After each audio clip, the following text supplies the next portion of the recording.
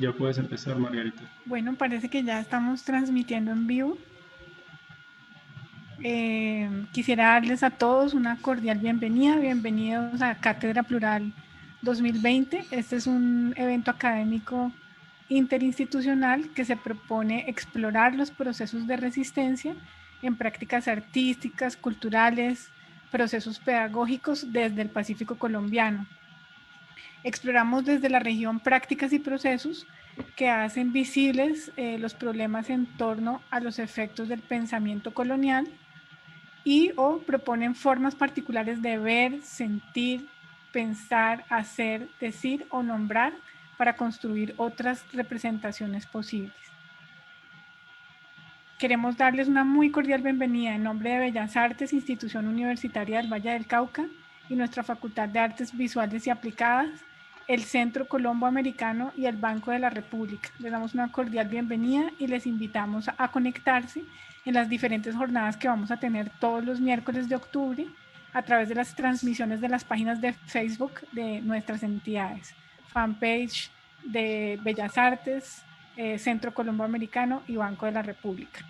Para esta ocasión, la cátedra centrará su interés en acciones de revisión de la memoria a las que el mundo asiste desde nuestro contexto pacífico hasta las movilizaciones sociales que Bienvenidos y presenciamos desde el bienvenidas confinamiento, a este nuevo gracias a la evento. tecnología y sobre todo a la articulación de redes que hoy más que nunca, al estar lejos, acercan a los colectivos con intereses comunes.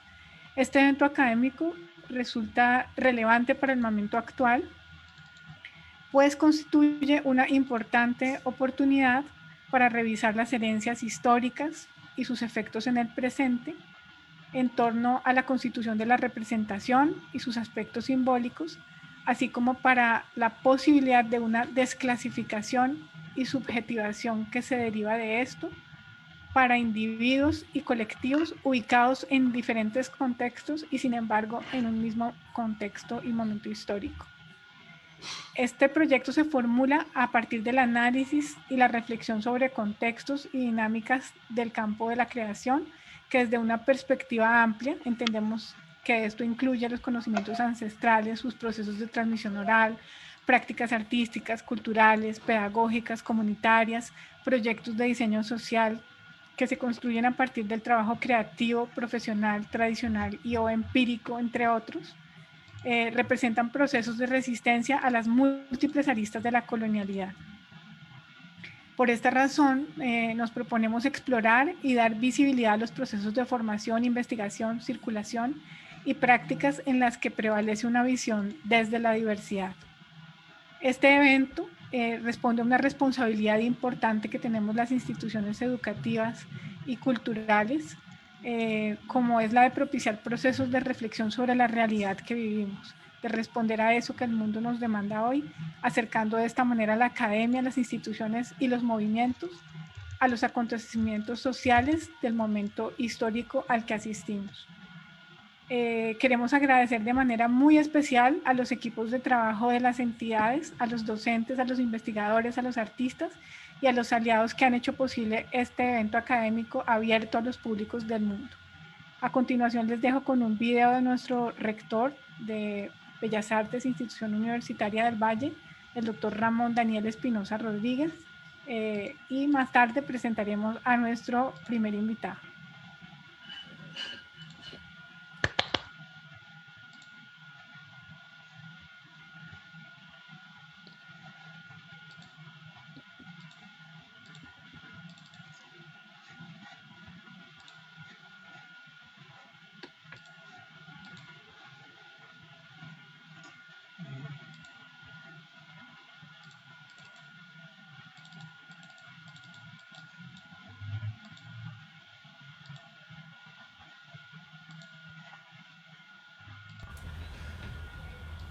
Bienvenidos y bienvenidas a este nuevo evento de Cátedra Plural. Este es un evento eminentemente académico que se propone.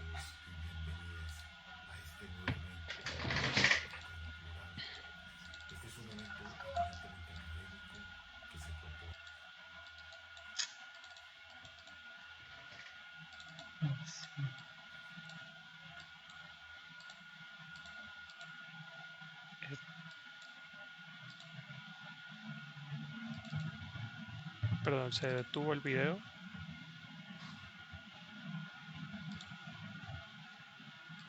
Sí.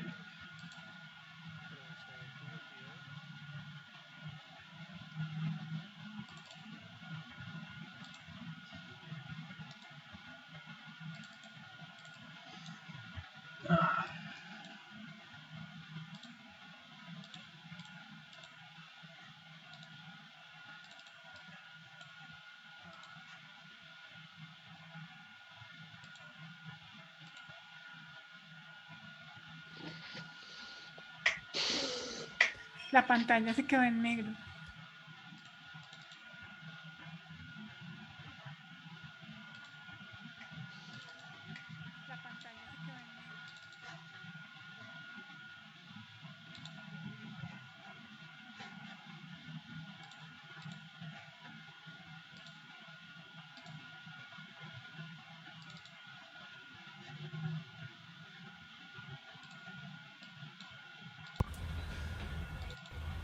Bienvenidos y bienvenidas a este nuevo evento de Cátedra Plural.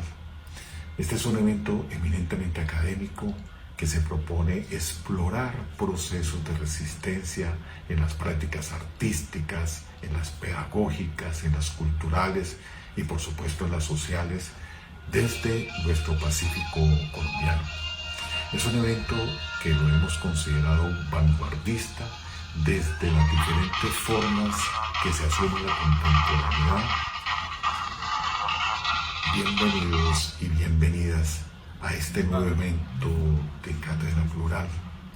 Este es un evento eminentemente académico que se propone explorar procesos de resistencia en las prácticas artísticas, en las pedagógicas, en las culturales y por supuesto en las sociales desde nuestro Pacífico colombiano. Es un evento que lo hemos considerado vanguardista desde las diferentes formas que se asuma la contemporaneidad en las prácticas artísticas.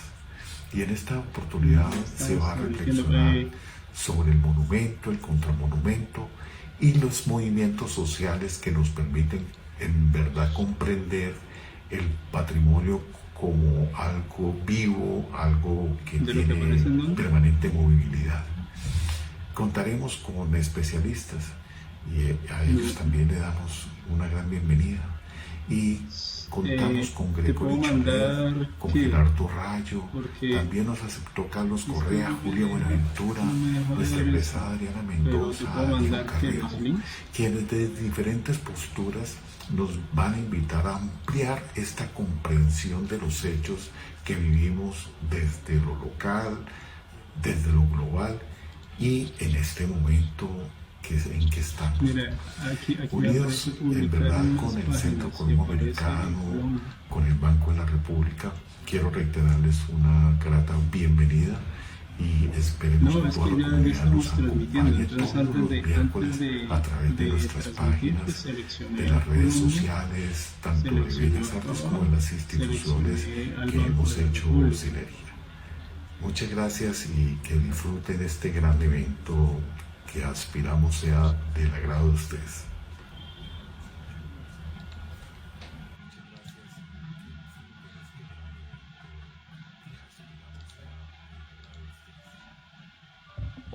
Bueno, acabamos de oír al rector de Bellas Artes.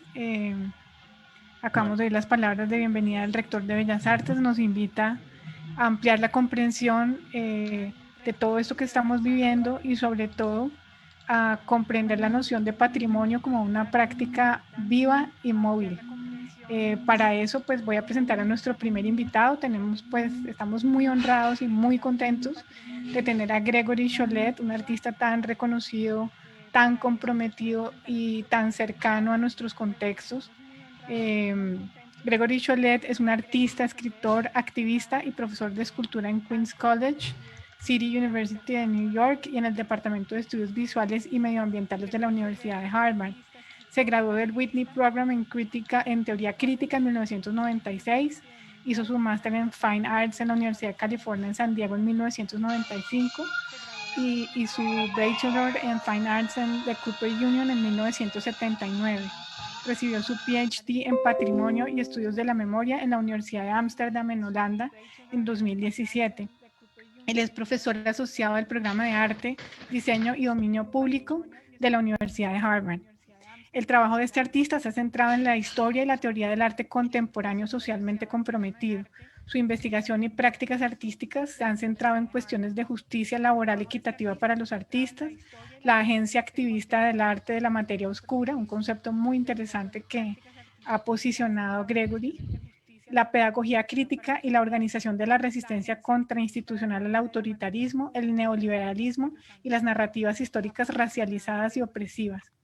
Él es fundador de varios colectivos relacionados con la organización en red y con la recuperación de historias olvidadas, como Political Art Documentation Distribution Group, Documentación de Arte Político, Grupo de Distribución, Repo History y Gulf Labor Coalition, así como curador del Imaginary Archive, una colección de documentos sobre un pasado cuyo futuro nunca llegó. Gregory va a hacer una conferencia sobre cómo los monumentos públicos han venido cayendo y la relación que esto tiene con la racialización de los cuerpos. Para darle pues la palabra a Gregory,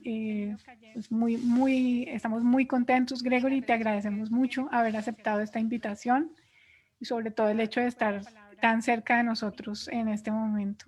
Gracias, Gregory. Muy contentos, Gregory, te agradecemos mucho haber aceptado esta invitación y sobre todo el hecho de estar tan cerca. Gracias, Margarita. Buenas noches a todos. Mi intérprete, Felipe, estará encargado de la interpretación. Yo me disculpo por no poder hablar en español todo el evento, pero tenemos acá la interpretación y esperamos que disfruten lo que hemos organizado. Hoy, más temprano, perdí mi conexión de internet, fue derrocada un poco como los monumentos de los que vamos a hablar. Entonces, para hablar de la sesión de hoy, yo grabé un video con mi presentación en anticipación de que tal vez sucediera algo. Yo veo que mi conexión todavía es un poco mala, entonces vamos a presentarles esta charla pregrabada que yo preparé, que tiene que ver con los temas que ya mencionó Margarita, y después yo regresaré y podemos tener una conversación y discutir algunas de las ideas que menciono.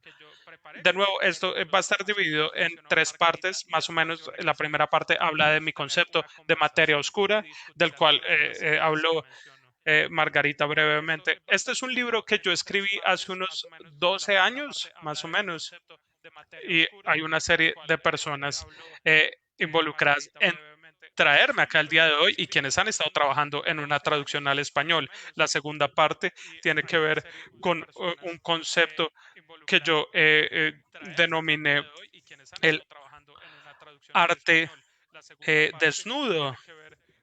Yo tomé este concepto de un artista italiano, pero que creo que es muy relevante en los últimos 30, 40 años. Y la última sección tiene que ver con un concepto que yo he denominado el no presente, es algo nuevo en lo que he estado trabajando. Entonces acepto retroalimentación, preguntas e incluso críticas. Entonces, muchas gracias y ahora los dejo con el video. Entonces acepto retroalimentación, preguntas e incluso críticas. Entonces, muchas gracias y ahora los dejo con el video.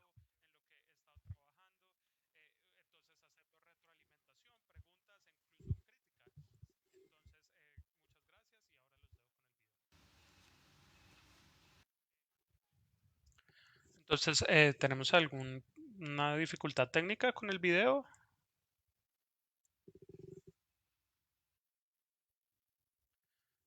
Listo, ahí está. Dura más o menos 36, 37 minutos.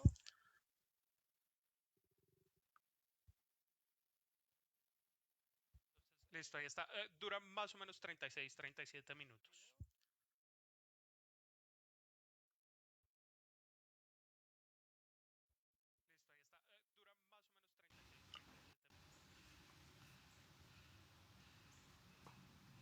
I want to talk about the current conditions under this sort of rubric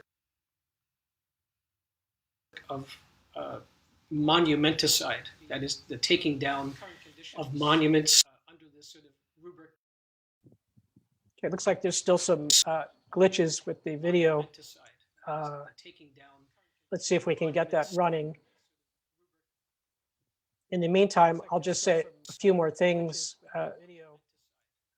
Margarita mentioned my years of work with activist art, and that really started in 1980 after I graduated from art school, and I began working with people like Lucy Lepard, and really thinking about, well, how do you take art out of the academy? How do you take it out of the museum context and actually put it in the street in some sense and bring it to people and actually join together with activists to try to produce something new, something that really works in a social level. And so that's really the strong part of the background that I have in directly doing socially engaged art. En trabajar en arte socialmente participativo, y no fue sino hasta muchos años después cuando yo comencé a reflexionar y a teorizar que una de las cosas que yo descubrí muy temprano es que ha habido muy poca historia que ha sido producida acerca de este tipo de activismo artístico. Hay algunos pocos libros de Lucy Lapard, hay otros en inglés que yo sé vienen del periodo entre la década de los 70 y los 80, pero no hay mucho.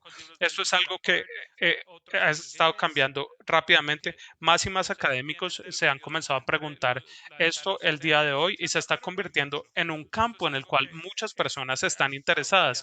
Una de las ventajas que yo tengo es haber podido ver ese crecimiento casi desde que comenzó. Entonces, ¿cómo vamos con el video? ¿Creen que lo vamos a poder mostrar? ¿Va? ¿Podemos intentarlo de nuevo? Entonces, ¿cómo vamos con el video? ¿Creen que lo vamos a poder mostrar? ¿Va? ¿Podemos intentarlo de nuevo? Sí, nos pueden confirmar si se puede mostrar el video.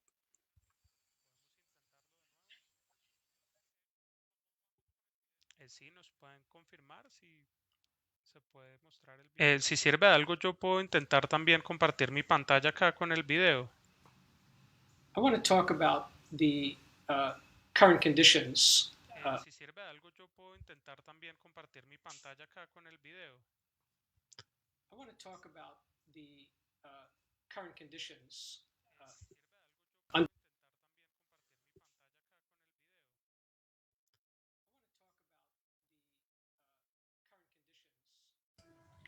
Gregory, yo creo que sí podrías compartir mejor. Intenta compartir tu pantalla. Gregory, yo creo que Listo, intentemos a ver si yo puedo. Intenta compartir tu pantalla. Margarita, si me puedes dar permiso, por favor, para compartir pantalla. Listo, intentemos. Sí, ya decimos a Wilson. Margarita, si me puedes dar permiso. Margarita, si me puedes dar permiso, por favor, para compartir pantalla. Sí, ya decimos a Wilson.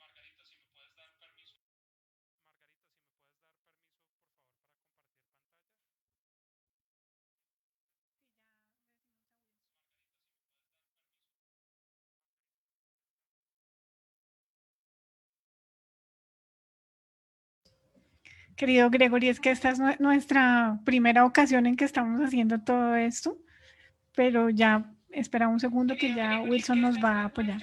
Primera ocasión en que estamos haciendo nuestra primera ocasión en que estamos haciendo todo esto, pero ya espera un segundo que ya Wilson nos va a apoyar. Nos disculpamos con todos en la audiencia. Hemos estado probando esto por horas, pero ustedes saben cómo suceden estas cosas. A veces funcionan muy bien, pero después cuando uno las necesita ya no funciona. Entonces les pedimos nos disculpen y un poco de paciencia. Saben cómo suceden estas cosas. A veces funcionan muy bien, pero después cuando uno las necesita ya no funciona. Entonces les pedimos nos disculpen y un poco de paciencia.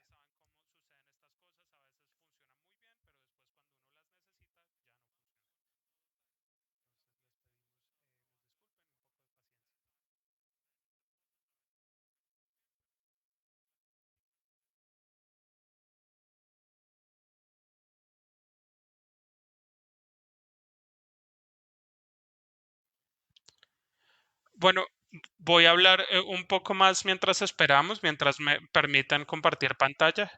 Voy a hablarles un poco del surgimiento del arte social como tal, que es algo de lo cual yo no hablo durante el video. Y tiene que ver con que esta idea de que los artistas trabajando directamente con la comunidad, eh, en trabajo relacionado con la justicia social, esto es algo que yo enseño junto con mi colega Chloe Bass en la Queens College. Y nosotros tenemos estudiantes de pregrado, pero también de posgrado, que están muy interesados en preguntarse cómo su arte puede volverse más orientado a la acción, puede convertirse en una práctica para el cambio o en pro del cambio. También puede, cómo puede ser parte de un entorno comunitario. Y estamos muy comprometidos con tratar de crear esos enlaces y esas conexiones. Hemos tenido mucho éxito. Algunos artistas que se han graduado de nuestro programa que llamamos Práctica Social Queens hacen trabajo extraordinario y seguimos tratando de mantener ese proyecto en marcha. Es una época muy difícil. Sé que la es también en Colombia. Es un reto acá, aunque por supuesto estamos en una situación muy diferente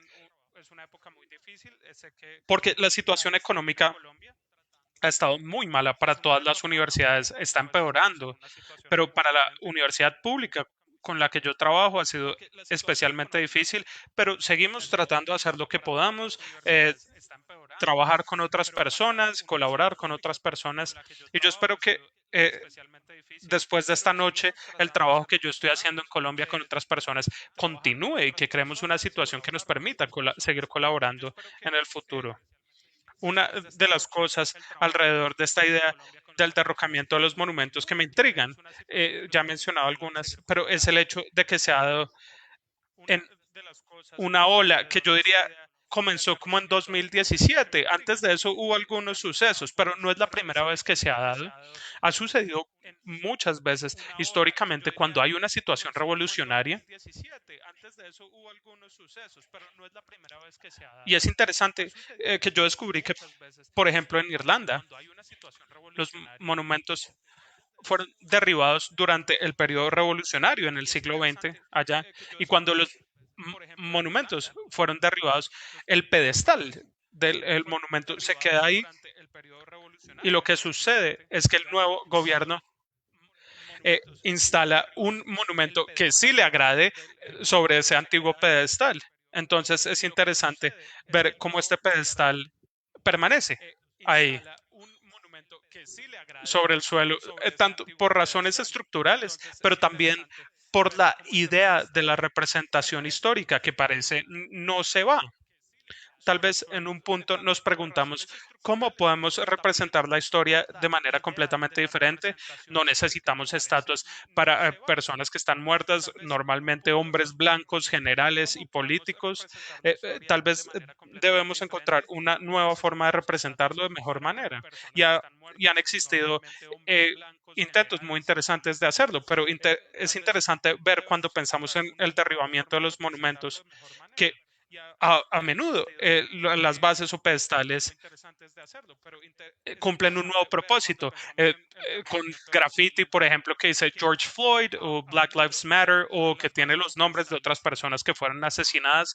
Y esto se existe en un nuevo uso. Cuando nos preguntamos acerca de la representación histórica, estas son algunas de las cosas que me intrigan bastante. Y yo me pregunto en qué medida en Colombia eh, se han dado eventos similares o actividades similares. Yo creo que, o entiendo que han tenido el derribamiento por parte de de monumentos por parte de algunas comunidades indígenas y el derribamiento de un monumento a través de un acto violento es una cosa y el derribamiento por parte del gobierno es algo diferente, por supuesto. Creo que ya tengo acceso. eh, Voy a ver si puedo compartirles mi pantalla ahora. Por favor, avísenme. Voy a ver si puedo compartirles mi pantalla ahora. Por favor, avísenme. Bueno, parece que ahí está.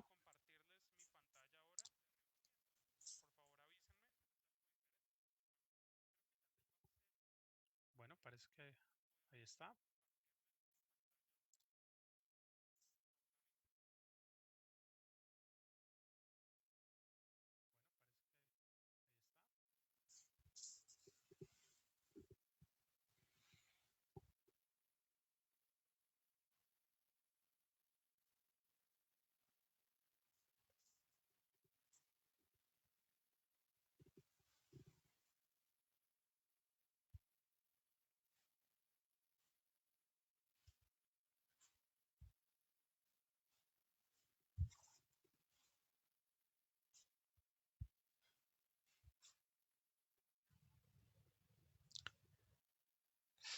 It's very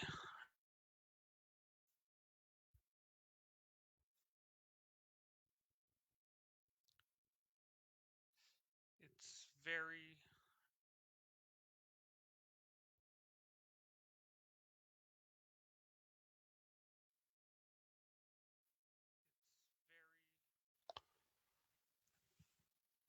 me gustaría poder estar allá en persona. Ojalá eso pase en el futuro. Bueno, yo estoy acá de manera virtual. Ustedes también. Yo estoy grabando este video porque estoy teniendo problemas con mi conexión el día de hoy. Ojalá eso pase en el futuro. Bueno, yo estoy acá de manera virtual. Ustedes también. Yo estoy grabando este video porque estoy teniendo problemas con mi Hablemos un poco acerca del concepto de materia oscura, el cual yo formulé alrededor del año 2000 y después desarrollé a través de varios ensayos. Pero mirando en retrospectiva, tal vez sería interesante revisar un poco de qué se trató. El concepto de materia oscura artística comenzó como una investigación acerca de mis propias circunstancias como artista.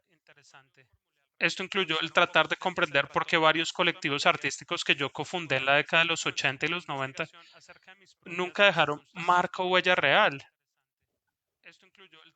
en los relatos históricos y por qué estas organizaciones parecían no tener esa marca en la historia del arte o la crítica del arte, o en el mundo oficial de los museos y las instituciones. Yo comencé a examinar estas omisiones y descubrí más de lo que pensaba iba a descubrir. Inicialmente pensé que iba a decir, bueno, esto se trata de corregir los archivos históricos del arte, pero me di cuenta que esto era una falla sistemática y estructural con la idea de la historia del arte en general.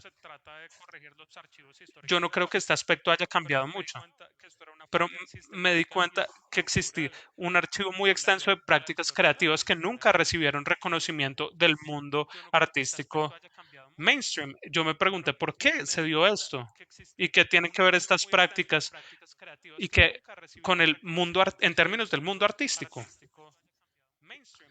Esa es una pregunta que normalmente es respondida con el diciendo no, pues no, nada.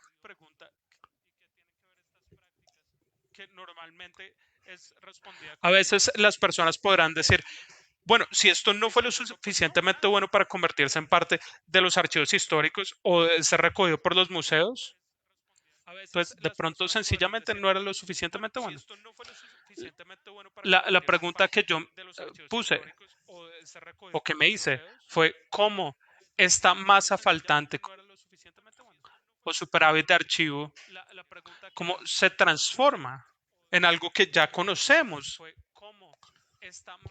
Y cuando yo lo puse en ese contexto, yo comencé a ver una imagen muy diferente de lo que estaba sucediendo. La, la idea de que los artistas trabajan en aislamiento por la mayoría de su vida, después son redescubiertos o perdidos. Todas estas narrativas que se nos enseñan en la escuela de artes no tenían mucho sentido viéndolos desde esta perspectiva.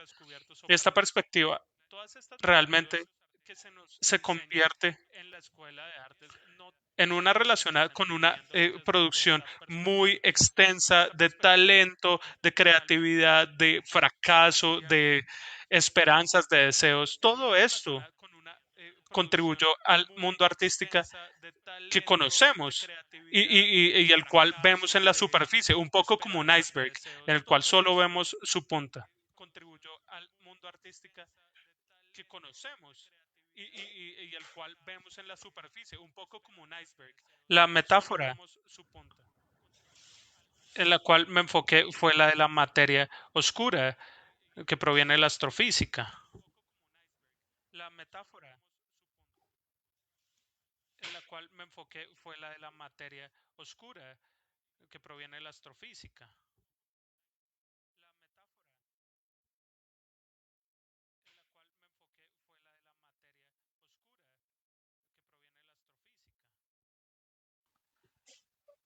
El problema es que los astrofísicos no saben realmente qué es la materia oscura. No refleja la luz. Nadie sabe a ciencia cierta qué es. Yo vi las prácticas de los artistas que caen como en las grietas de... Ellos están ahí y contribuyen al mundo del arte, pero a final de cuentas no reflejan tanta luz. ¿Cómo contribuir? Volvamos al concepto de la materia oscura. Sin materia oscura, el universo no tendría un ancla gravitacional y se hubiera disipado hace millones y millones de años. Y se habría dispersado desde el momento del Big Bang y se hubiera convertido en una suerte de nada. La materia oscura y la energía oscura mantienen unido al universo como una suerte de ancla. Es una idea simplista que viene casi que de la ciencia ficción, pero yo la apliqué al mundo del arte para hablar de todos estos artistas y prácticas faltantes y creatividad faltante y cómo estas están ancladas o cómo sirven como ancla al mundo que conocemos.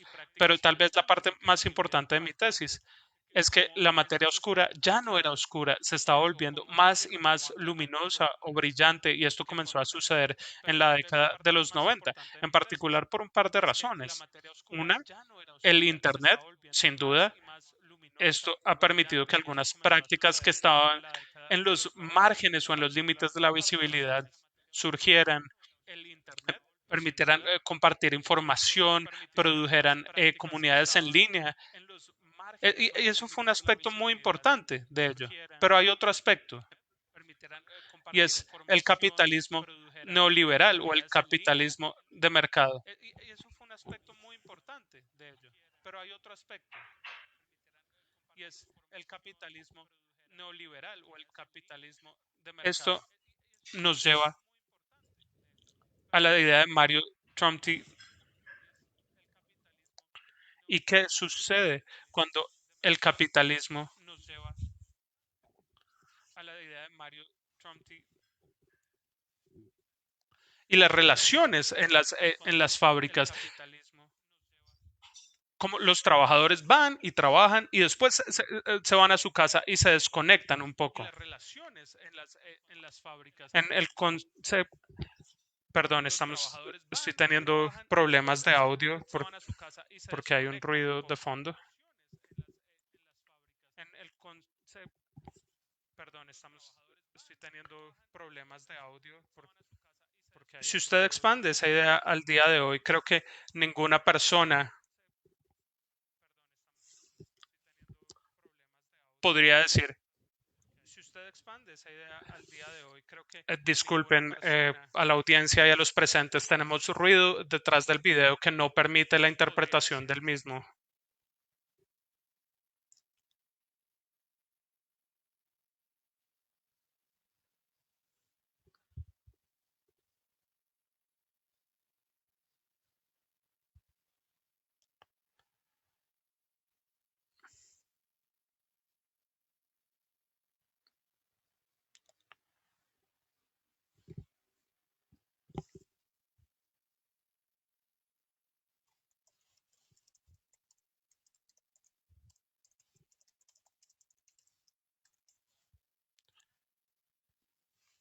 para mí la materia oscura se estaba volviendo más brillante por algunas razones. El sistema estaba buscando nuevo contenido y áreas de valor.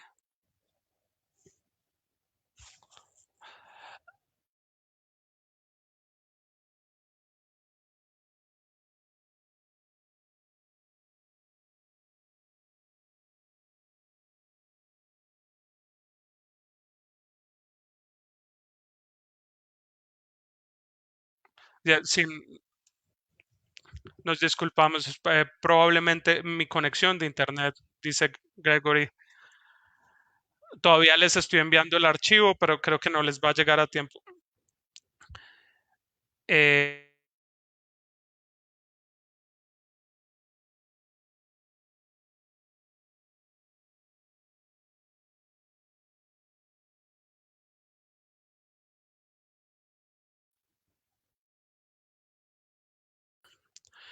bueno, entonces voy a retomar desde la parte donde el video se estaba dañando.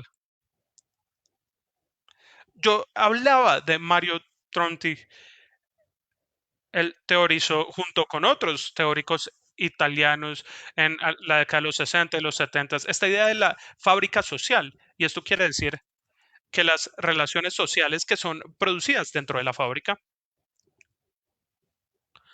cuando el capitalismo trabaja en su modo industrial, comenzaron a extenderse a la vida cotidiana.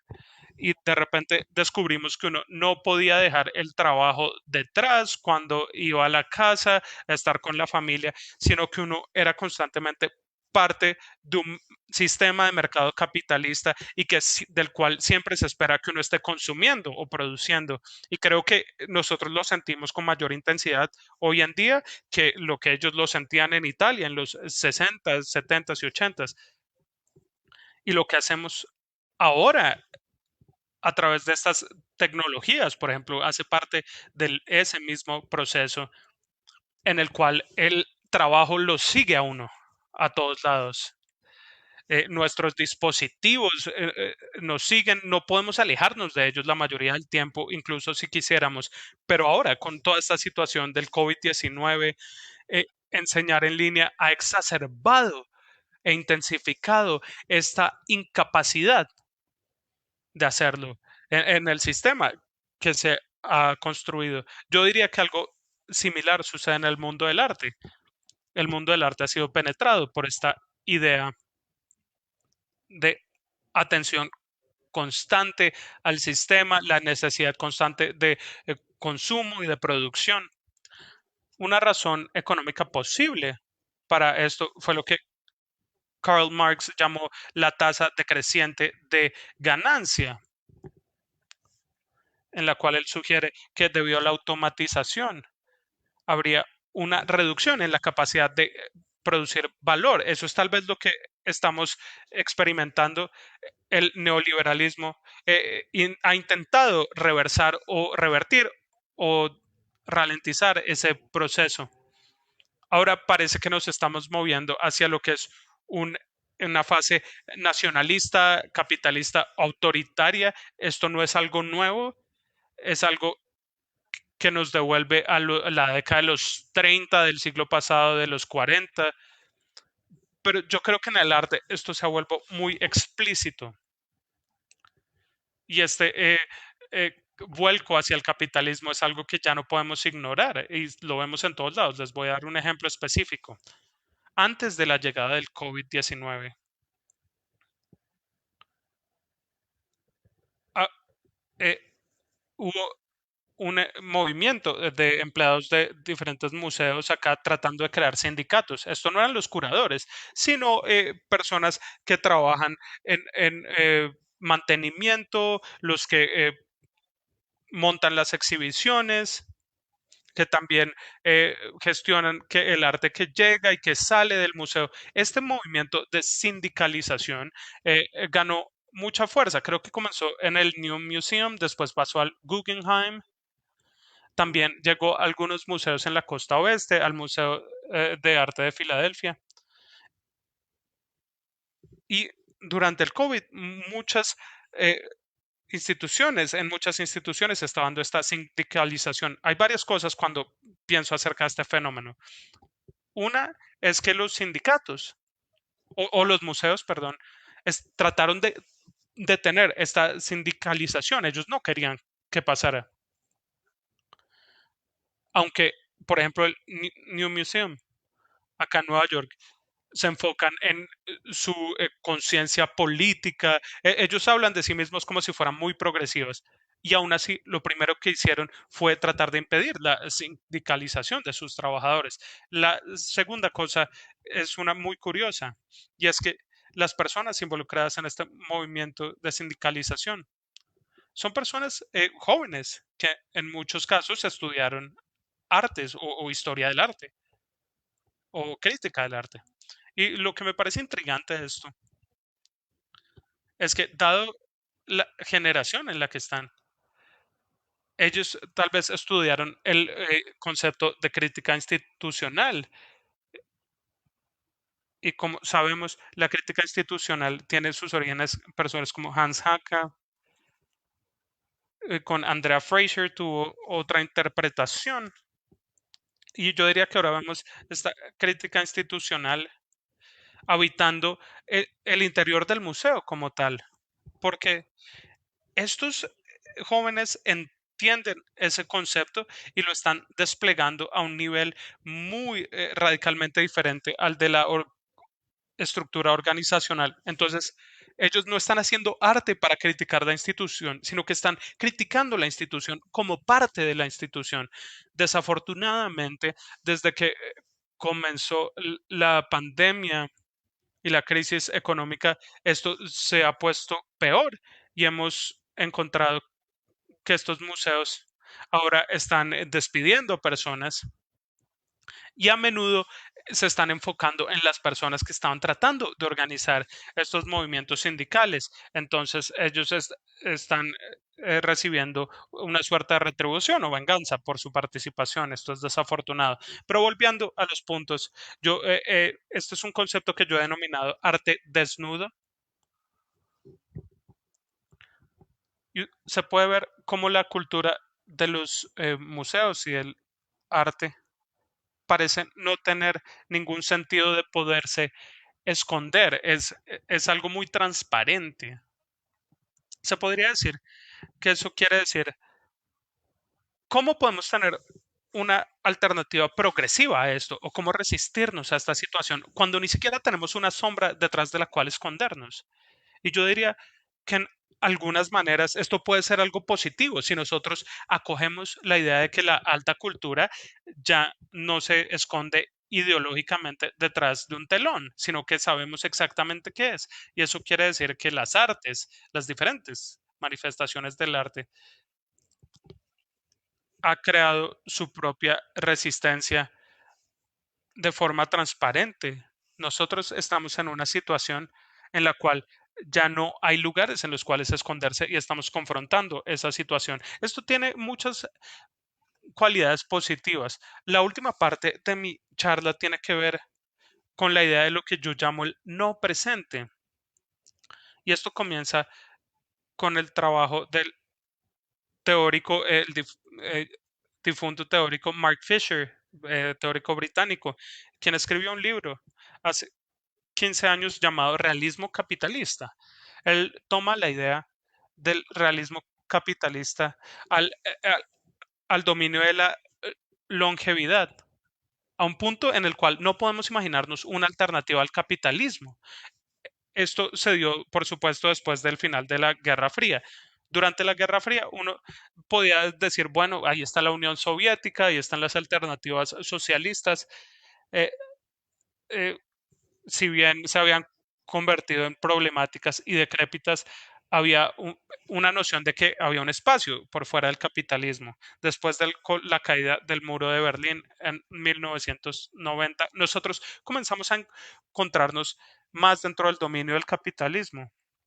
Y por supuesto, lo que hace el capitalismo es normalizar la economía y la sociedad, diciendo un poco que el socialismo fue esta idea mala o este error. Esta idea de Mark Fisher sobre el capitalismo y el realismo capitalista dice un poco que no puede haber una oposición. Piensen, por ejemplo, en el punk o el hip hop, sin que esto haya sido absorbido por el capitalismo. Yo diría que desde que él escribió eso ha pasado más de una década y algo ha sucedido. En los últimos 4 años, definitivamente en los Estados Unidos, pero tal vez hace más tiempo en otros lugares, hemos entrado a lo que yo llamo el no presente. Esta es una situación asombrosa en la cual la idea de la normalización de la realidad ya no está. Ya no estamos en este sentido de que estamos atravesando un desvío, sino que las cosas han regresado a la normalidad. Estamos como en una suerte de mundo invertido y no parece que vaya a cambiar. Estamos en esa realidad. Todos los días nos levantamos y estamos en esa situación extraña en la cual las cosas parecen lucir exactamente como lucían el día anterior, pero a la vez todo está invertido. Y ahí es donde quiero llegar con esta idea del no presente. De nuevo, estoy trabajando en ella, me encantaría recibir retroalimentación de parte de ustedes, pero permítanme amarrarla a mi conclusión acerca de la situación con los monumentos. Si nosotros vivimos en una situación en la cual una generación más joven siente que ya no tiene una conexión con la relación en la cual vivimos y que ha habido un corte abrupto, que hay un sentido en el cual el futuro no parece una posibilidad ya. Yo no me refiero a un futuro específico, sino la idea del futuro parece haberse evaporado. Y el pasado parece también que se evapora. Entonces, esta idea del presente funciona en ambas direcciones.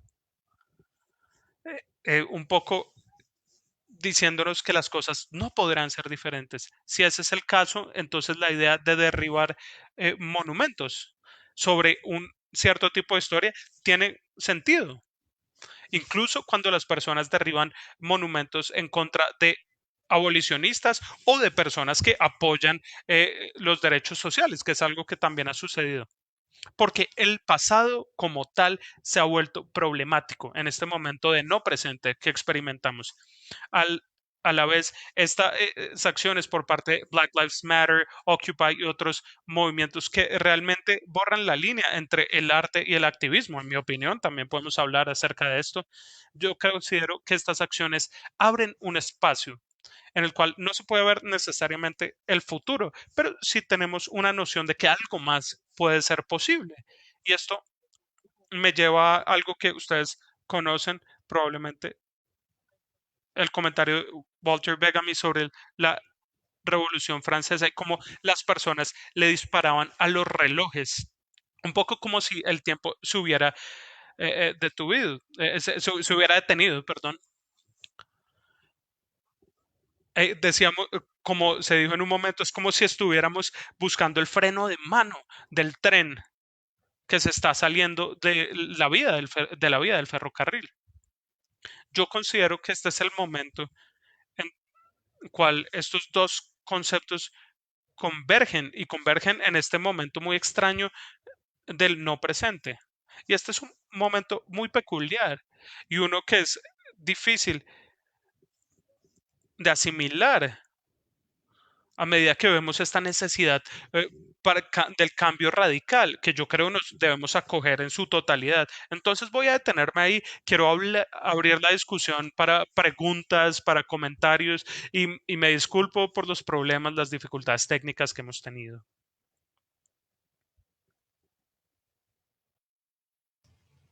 Muchas gracias, Gregory. Estamos entonces pendientes de las preguntas.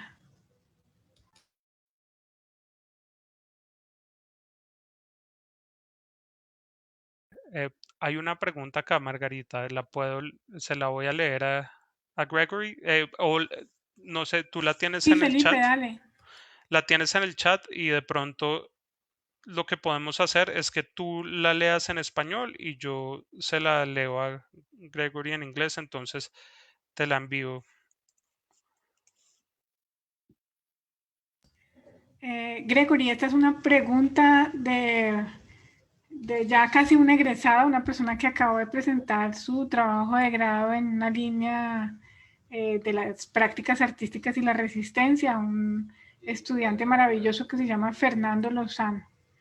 Y te dice, encuentro un punto de conexión con la temática tratada y la educación en artes en el contexto colombiano. Incluso en la actualidad, cuando se trata de elaborar los juicios de valor, en ocasiones suele existir cierto eurocentrismo arraigado, si se quiere usar ese término, que no necesariamente comulga con las necesidades o la situación del país. Eso puede generar cierto sentimiento de resistencia en los estudiantes. Mi pregunta es, ¿hasta qué punto consideras que tiene sentido establecer resistencia frente a la autoridad y los juicios de valor de una institución cuando aún se hace parte de esa institución y se pretende desarrollarse en el sistema de dicha institución?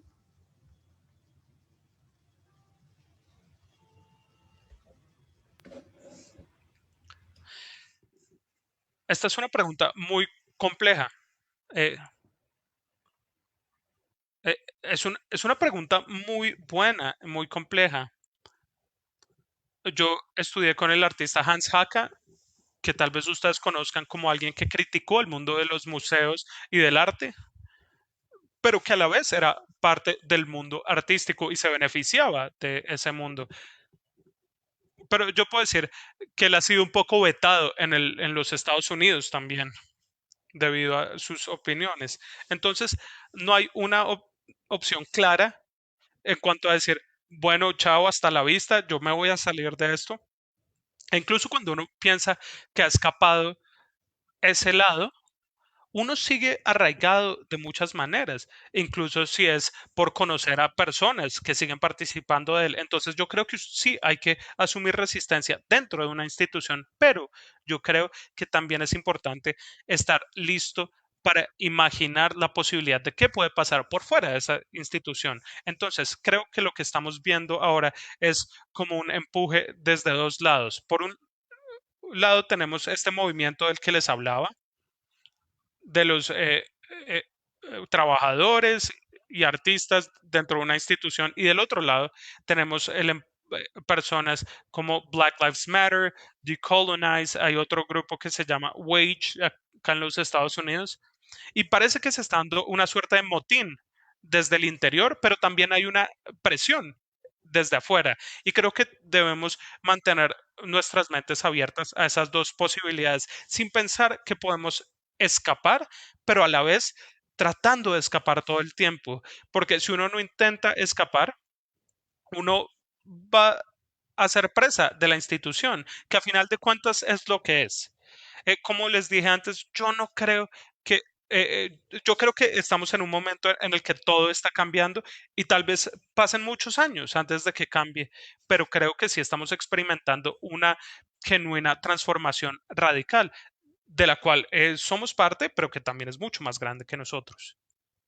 Muchas gracias, Gregory. Es muy interesante la pregunta que nos hace Fernando Lozano porque también nos abre a la posibilidad de pensar, por un lado, en Chantal Mouffe, ¿no?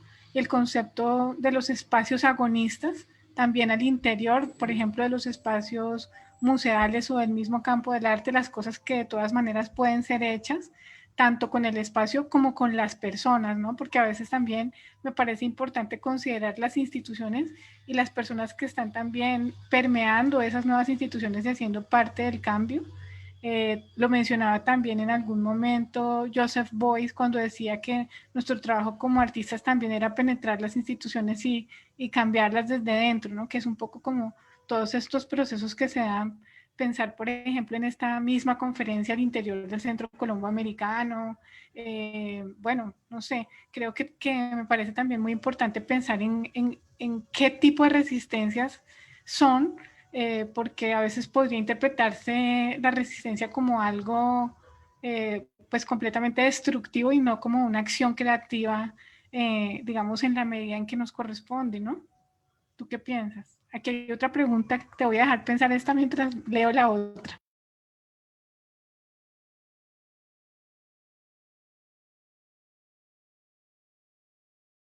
question.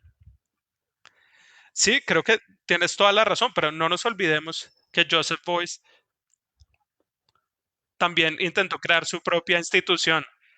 Se sintió tan frustrado con la Academia del Arte que creó no solo una institución, sino una institución política. Yo diría que sí, uno trabaja con las herramientas que pueda conseguir, pero también eh, debe poder trabajar por debajo, como desde el sótano, digamos, y cavando túneles alternativos que los saquen de esa institución. Yo estoy de acuerdo en cuanto a que esto es un discurso complejo y que tenemos que crear estos espacios agonísticos o agonistas. Ya lo son, no tenemos una opción, pero también debemos reconocer la importancia de considerar la alternativa mientras que somos parte de una institución. Es como les decía, es como tener dos cerebros. Uno tiene que estar allá y el otro en el otro lado a la vez, porque uno no es suficiente por sí mismo. Bueno, estoy pendiente de la pregunta de Emirgen Mesa. Ah, sí, aquí está. Desde su concepto, ¿es la observación del presente que crea el pasado y el futuro?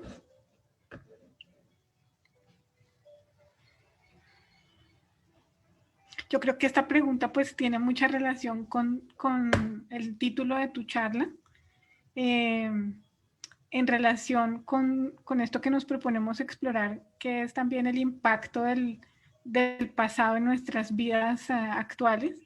Y, por ejemplo, en torno a todo esto del monumenticidio, que tú, digamos, lo has llamado con esa palabra, cómo se puede leer allí el pasado respecto del presente y qué es lo que nos espera. Pensaría yo que es un poco lo que está tratando de argumentar Emirgen Mesa. No, no lo agarré.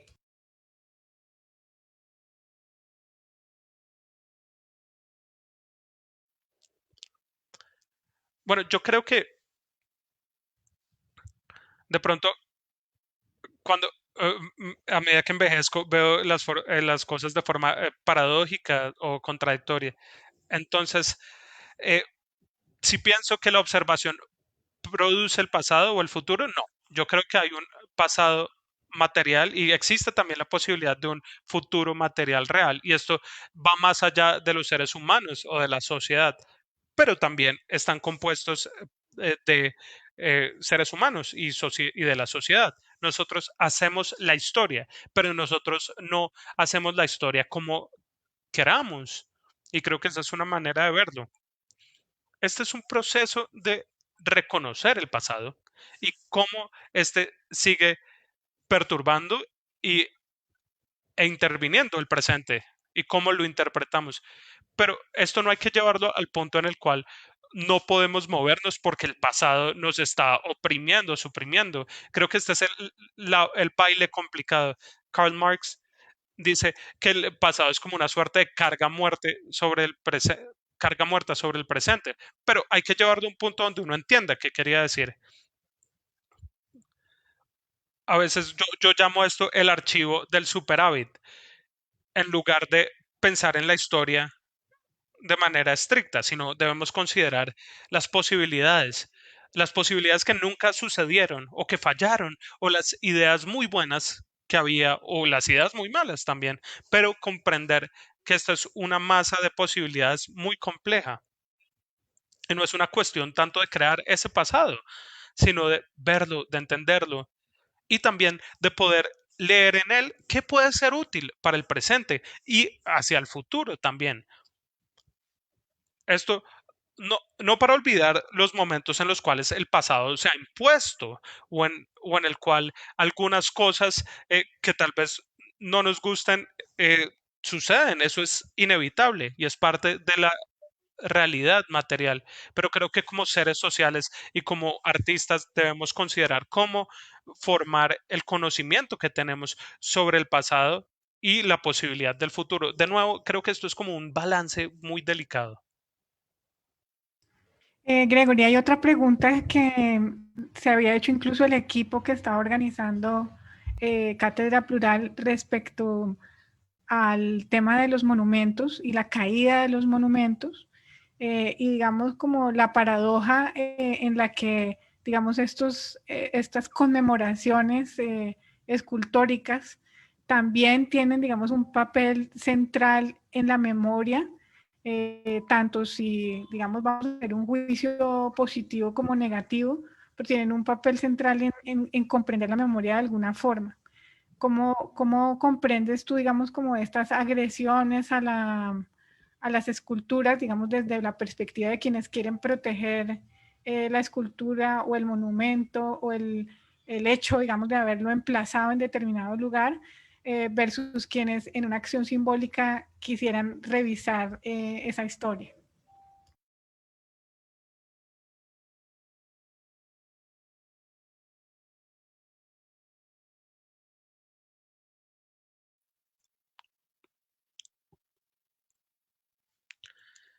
Esta es una situación que se está dando de manera muy profunda acá en Nueva York con varias esculturas. Algunas han sido retiradas, deberían haber sido retiradas, pero hay otras que deberíamos cuestionar. El lunes vamos a celebrar el Día de Cristóbal Colón, el Día de la Raza acá en Colombia, y hay una estatua de Cristóbal Colón cerca de la calle 59. Está sobre un pilar bastante alto y hay una gran controversia alrededor de si esta estatua debería ser retirada. Y lo que sucedió de inmediato es que la comunidad acá de Nueva York dijo, pues nuestros abuelos pusieron dinero para la construcción de esta estatua. Los inmigrantes italianos estaban sufriendo prejuicios en esa época. Entonces querían demostrar con esta estatua que se convirtiera como un estandarte para la comunidad italoamericana. Y eso sería una suerte de irrespeto a esta comunidad. Es un poco el argumento. Y esa es la complejidad.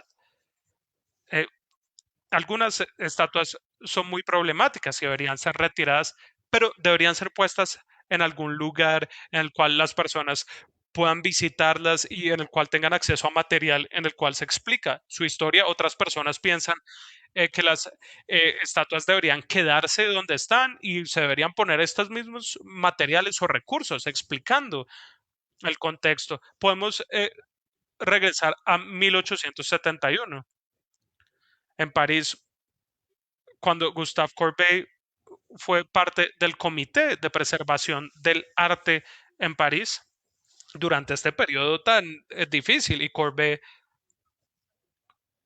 estaba completamente dividido.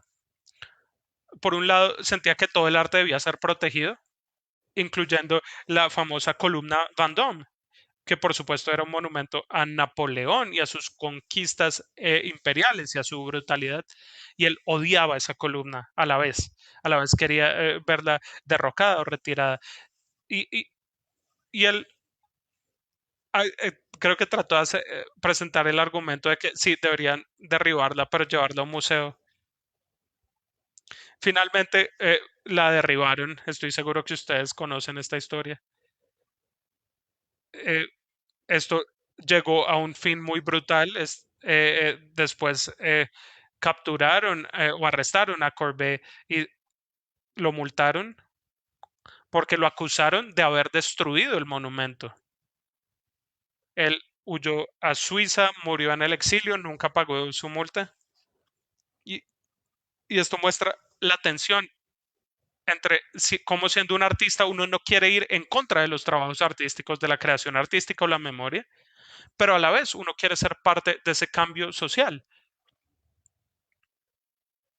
Entonces, hay posibilidades creativas interesantes.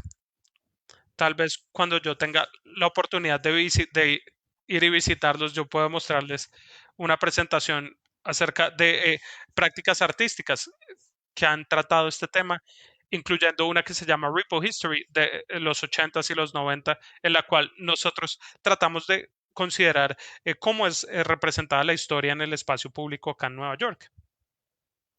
Eso es muy interesante. Muchas gracias, Gregory. Y pues se une con todo lo que hemos estado viviendo también, pues desde lo que tú nos mencionabas con los acontecimientos en Estados Unidos y aquí pues en diferentes lugares del país donde se han dado intervenciones a monumentos pues que se consideran muy valiosos patrimonialmente, muy serios además por lo que simbólicamente significan para determinados grupos. Y también muy controversiales para lo que significan sus emplazamientos en ciertos lugares. Entonces, pues ha habido múltiples colectivos que han, por un lado, intervenido estos monumentos, hecho prácticas diversas, y pues más recientemente, y aquí muy cerquita de Cali, está la ciudad que se llama Popayán, donde en el Cerro Tulcán, que es un lugar sagrado de la comunidad Misak, eh, se emplazó un Sebastián de Belalcázar, pues que representa todos esos valores de la conquista, ¿no? Me refiero a, pues para el pueblo Misak, toda la destrucción que supuso el descubrimiento también, entre comillas, eh, y que pues recientemente ellos tumbaron ese Sebastián de Belalcázar del Cerro Tulcán y conocimos pues recientemente también que finalmente no serán judicializados como se proponía por las autoridades, pues el director de poblaciones del Ministerio de Cultura hizo una mediación y llegaron a un acuerdo en el reconocimiento de la importancia que tiene para la comunidad el reconocimiento de ese territorio como un lugar sagrado y el derecho, digamos, de emplazar sus propios símbolos. Y es, digamos, desde esta perspectiva y desde el asunto simbólico, lo que me parece más interesante, digamos, es recalcar, ¿no? De lo que resulta más miedoso del derribamiento de, de estos monumentos es también lo simbólico de lo poderoso de esa acción. Y el grupo, digamos, de investigación quiere hacerte preguntas sobre la investigación misma, también sobre eh, cómo, digamos, en este momento cuando hablamos de la historia y que nos es imposible hablar de la historia en singular y que tendríamos que hablar de las historias, eh, la pregunta que te plantean es de nivel metodológico respecto de la investigación y de la creación. Y dice, ¿qué fuentes primarias y secundarias sugieres tú y recomendarías para nuestra nueva etapa de la historia o las historias del arte? Y cómo abordar esto desde una perspectiva académica, tú que eres profesor de estas universidades, ¿qué postura metodológica sugieres o has usado tú? Y desde qué plataformas has manejado estos procesos.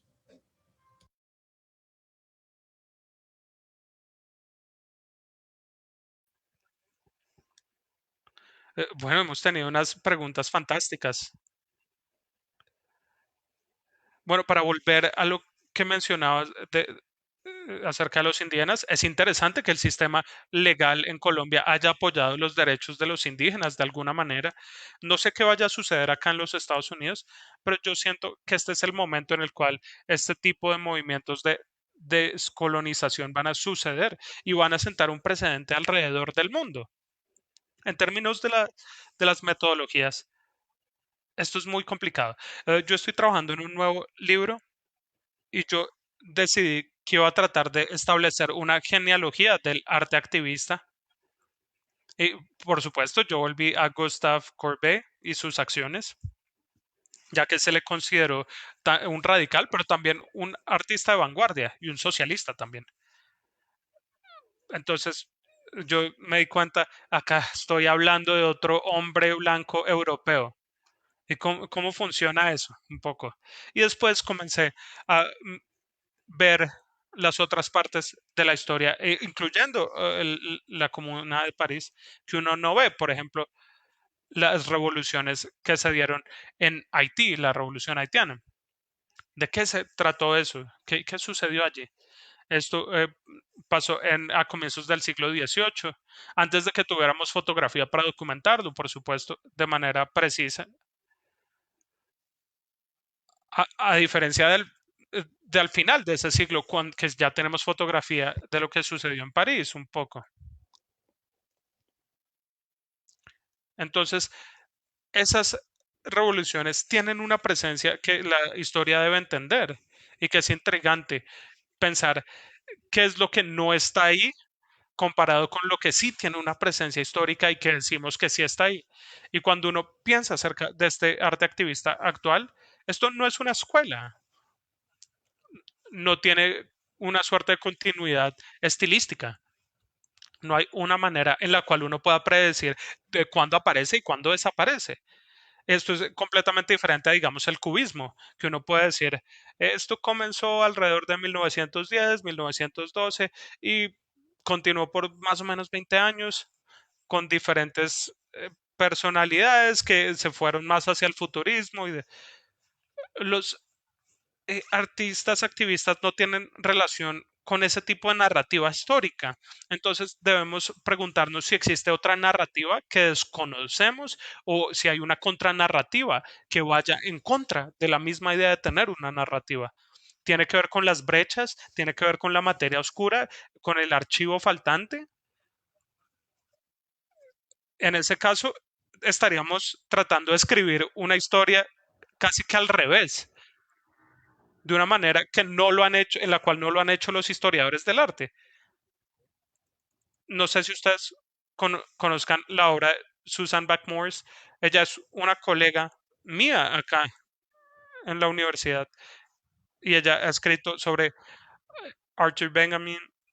Ella escribió algo muy importante sobre la revolución haitiana y la filosofía de Hegel y cómo Hegel se vio influenciado por la revolución haitiana. Ella todavía no ha encontrado una evidencia sólida, un documento, pero ella argumenta un poco la relación entre este momento histórico perdido con esta corriente filosófica.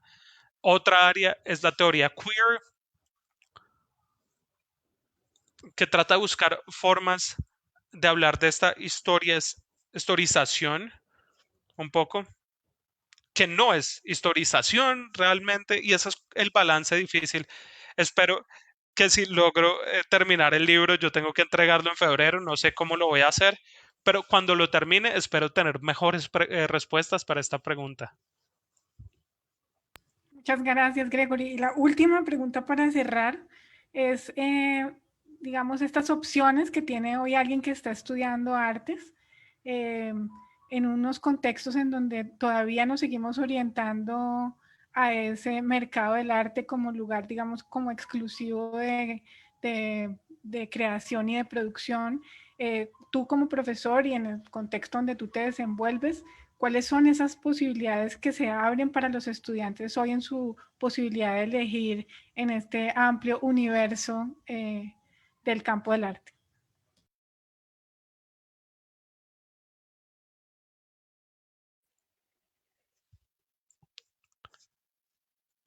Sí, en el chat voy a ponerles el link al video para que el público pueda verlo. Esta pregunta es maravillosa y es una que me hacen como profesor, o es algo que yo veo como profesor. Mi enfoque como profesor, como se darán cuenta, es que yo soy muy crítico, incluso un poco frío a veces.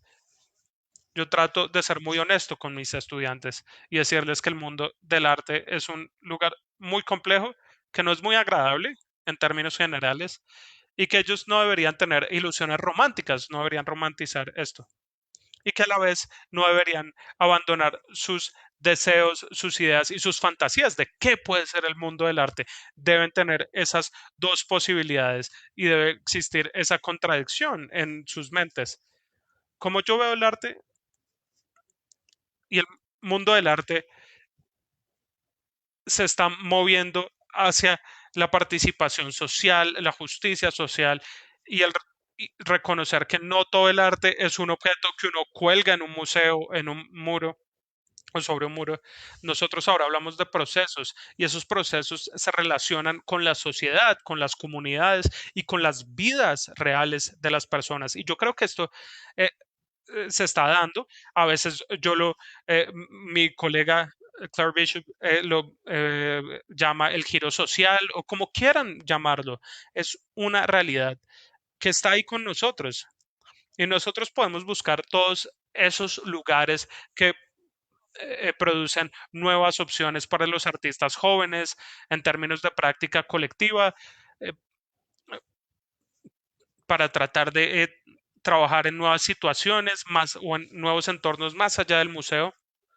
Y creo que de muchas formas nunca va a ser fácil, pero creo que no podemos esperar que el mundo del arte regrese de la misma manera. Los grandes artistas con los grandes proyectos, eso siempre va a existir, por supuesto. Los coleccionistas, las bienales, o lo que Owen Wessier o los que han tratado de desafiar este modelo, se puede ver que hay una gran área del mundo artístico que reconoce estas posibilidades. Entonces, tomen lo que puedan de él, tengan cuidado de qué es lo que tomen, no sean seducidos por él, pero a la vez no teman utilizar el poder y las oportunidades, las opciones que tienen ahora. Entonces, así es como yo lo veo. Gregory, muchísimas gracias. Queremos agradecerte muy especialmente por haber aceptado esta invitación. Y bueno, ya tendremos muchas otras ocasiones para ampliar todo este proceso de conversación sobre las posibilidades en el infinito campo de la creación, que pues por supuesto va a incluir todas las prácticas transdisciplinarias, ancestrales, locales, globales, y que sería pues un gusto poder compartir contigo nuevamente. Queremos agradecerte muy especialmente haber aceptado esta invitación y queremos pues agradecer a todo el equipo e invitar a toda la audiencia para seguirnos conectando los próximos miércoles de octubre. Nos encantaría que nos acompañaras desde allá, Gregory, porque vamos a seguir conversando en la misma línea con otros académicos, con otras personas, artistas, antropólogos, que nos van a dar su perspectiva de los acontecimientos más recientes en pues una línea crítica desde la cultura y el arte. Muchísimas gracias, Gregory, muchísimas gracias al Centro Colomboamericano, al Banco de la República, a Bellas Artes y a sus equipos humanos que hacen posible esto que está ocurriendo. Muchas gracias.